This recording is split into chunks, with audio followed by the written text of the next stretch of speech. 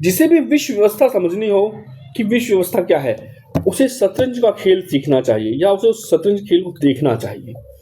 और इसको देखने के बाद वो खुद समझ जाएगा कि विश्व व्यवस्था क्या होती है। इसमें भी पूरी मारकाट है। एक वजीर दूसरे वजीर को मारना चाहता है, राजा दूसरे राजा को मारना चाहता है, एक खिलाड़ी दूसरे खिलाड़ी को मारना चाहता है, पर कभी मारता नहीं है, क्योंकि दो टीमें होती हैं और दोनों के खिलाड़ी अपने आपस में टकराते हैं, झगड़ा कर रहे होते हैं, लेकिन पूर्ण विनाश की तरफ कभी नहीं बढ़ते, क्योंकि एक शक्ति काम कर रही होती है इसके पीछे। उसे बोलते हैं शक्ति संतुलन, बैलेंस ऑफ पावर। इसी बैलेंस ऑफ पावर का अदृश्य खेल इस पूरी विश्व व्यवस्था का संचालक होता है। इसे विस्तार से समझते हैं। देखिए, जो ये विश्व है, इतनी जंग चल रही है इसके अंदर, कोई एक दो जंग नहीं। अगर मोटा मोटा बात की जाए तो रूस यूक्रेन लड़ रहे हैं पूरी विनाश की तरह। मिडिल ईस्ट में आग लगी पड़ी, और ये जो आपका अभी पूर्ण शांति वार्ता समाप्त हुई है या असफल हुई है, उसके पश्चात तो ये आग और बढ़ने वाली है। साउथ चाइना सी में तनाव बहुत बढ़ चुका है, क्योंकि चाइना पूरा आधिपत्य जमाना चाहता है। यह महज इत्तेफाक नहीं है, इतने सारे विवादों को एक अदृश्य धागे ने रोक रखा है, और अगर यह धागा टूटा तो दुनिया का नक्शा हमेशा के लिए बदल जाएगा। ये अदृश्य धागा क्या है, इसी ही हम समझने की कोशिश कर रहे हैं। खेल का इकलौता नियम क्या है? खेल का इकलौता नियम है बैलेंस ऑफ पावर, शक्ति का संतुलन। अगर तनावपूर्ण शांति होती है तो उसे कहते हैं शक्ति का संतुलन। जब भी ये शक्ति का संतुलन बिगड़ा है और किसी एक शक्ति की एक छत्र राज हुआ है, तो पूर्ण अराजकता की स्थिति उत्पन्न हो चुकी है। शांति नहीं है, ये बैलेंस पावर की रणनीति है।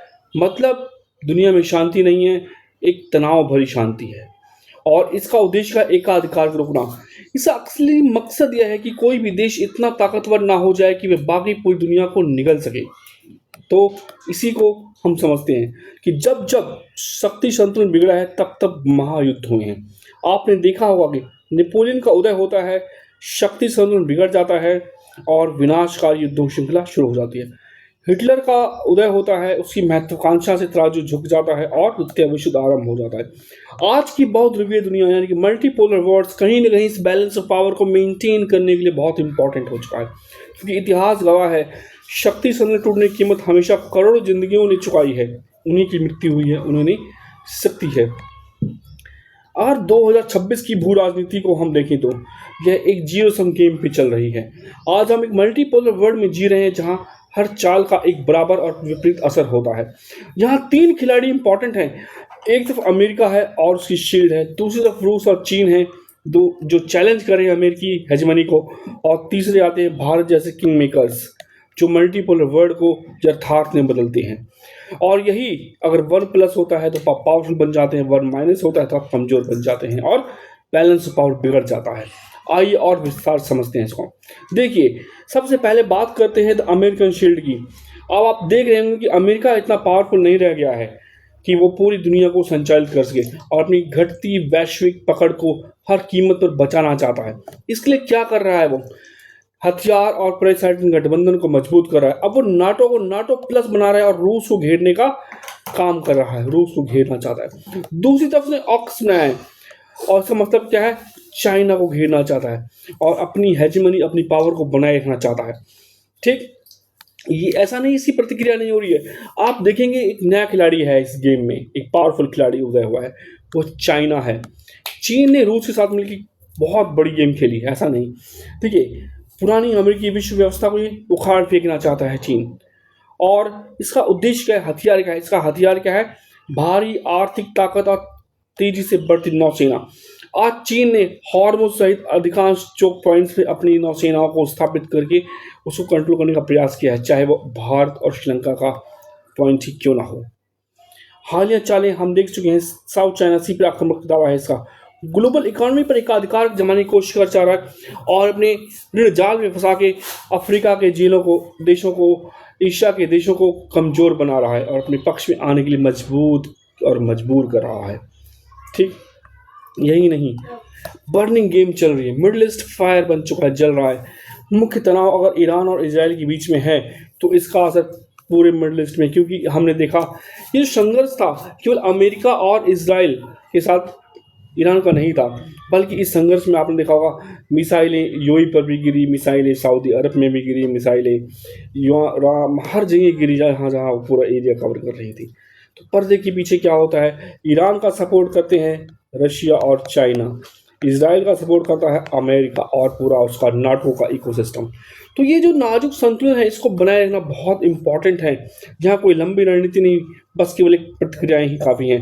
एक छोटी सी गलती पूरा का पूरा क्षेत्र बाव की ढेर में बदल सकती है। ये दुनिया का सबसे कमज़ोर चेक पॉइंट है।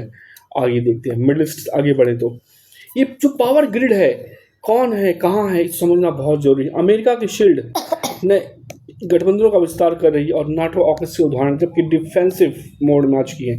वहीं ड्रैगन ने चीन रूस आर्थिक घेराबंदी और नए सैनिक शक्ति के दम पे साउथ चाइना सी को घेर रहे हैं और आक्रामक रुख दिखा रहे हैं। जबकि द फायर मिडिल ईस्ट क्षेत्रीय प्रभुत्व, ईरान इसराइल अत्यधिक अस्थिर हैं।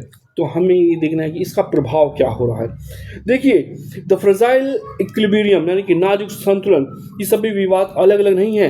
हमें समझने की जरूरत है कि ये सभी विवाद एक ही वैश्विक ढांचे के स्ट्रेस पॉइंट्स हैं और अगर इसमें से एक भी स्ट्रेस पॉइंट टूटा तो पूरा का पूरा शक्ति संतुलन शून्य बन जाएगा।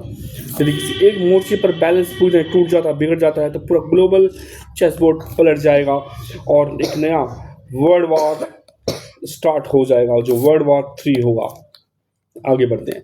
देखिए, अगर हम आगे देखें तो लोग कहते हैं वॉर हो तो मुझे क्या फ़र्क पड़ेगा इससे, हम तो अपनी दुनिया में मस्त। लेकिन नहीं दोस्त, ऐसा नहीं है, क्योंकि राजनीति सिर्फ नेताओं का काम नहीं है। जब जब ग्लोबल बैलेंस बिगड़ता है उसकी सीधी कीमत आपकी जेब को चुकानी पड़ती है। यह आपकी और हमारे अस्तित्व का प्रश्न है, क्योंकि जब जब बैलेंस ऑफ पावर टूटेगा युद्ध शुरू हो जाएगा और वैश्विक अस्थिरता बढ़ जाएगी, सप्लाई चेन ठप पड़ जाएगी, तेल कीमतें उछाल मारेंगी और महंगाई आसमान छूने लगेगी। तो विश्वास कीजिए, आपका जीवन भी सुरक्षित और सुरक्षित नहीं रह जाएगा। आगे इसी तरह देखें तो इंपॉर्टेंट चीज़ क्या है इसमें, द एंड गेम। क्या भारत किंग मेकर बनेगा? विश्व व्यवस्था आज एक दोराहे पर खड़ी है। क्या हम एक नए स्थिर संतुलन की ओर बढ़ रहे हैं या एक विनाशकारी टकराव की ओर आगे बढ़ रहे हैं? इस बहुध्रुवीय मल्टीपोलर दुनिया में तराजू का पलड़ा उधर ही झुकेगा जिधर भारत जैसे अपनी समझदारी से चाले चलेंगे, कि भारत एक इंपॉर्टेंट शक्ति मेकर के रूप में, किंग मेकर के रूप में उभरा है। अब आपकी बारी है, अगली चाल क्या होगी, चर्चा करें। क्या भारत इस नए बैलेंस ऑफ पावर में दुनिया का नेतृत्व कर सकता है? अपनी राय कमेंट बॉक्स में अवश्य बताएं। इस शतरंज के खेल को समझने में अपने दोस्तों की मदद करें और इस वीडियो को ज़्यादा से ज़्यादा लोगों तक शेयर करें। जियोपॉलिटिक्स की गहरी समझ के लिए ज्ञान हब को सब्सक्राइब करें। ये आपका अपना चैनल है ज्ञान हब।